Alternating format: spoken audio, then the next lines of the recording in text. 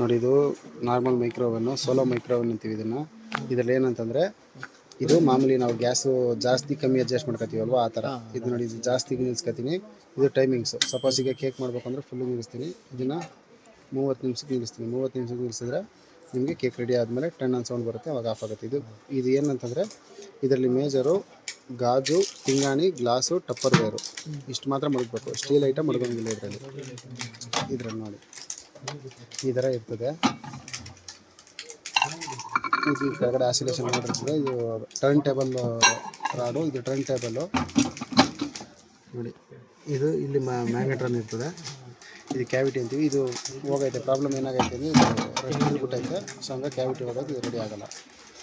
So ಇದು suppose ಈ ಮೈಕ್ರೋವನ್ solo ಮೈಕ್ರೋವನ್ ಏನಕ್ಕೆ ಯೂಸ್ ಮಾಡ್ತೀವಿ ಅಂತಂದರೆ, ಬರೀ ಇದಕ್ಕೆ ಪ್ರೀ ಹೀಟಿಗೆ ಮಾತ್ರ. ಈಗ ಸಪೋಸ್ ಬೇಕ್ರಿಂದ ಏನೋ ತಂದಿರ್ತೀರ, ಹೋಟ್ಲಿಂದ ಏನೋ ತಂದಿರ್ತೀರ, ಅದನ್ನು ಬಿಸಿ ಮಾಡೋಕ್ಕೆ ಮಾತ್ರ ಇದನ್ನು ಯೂಸ್ ಮಾಡ್ತೀವಿ.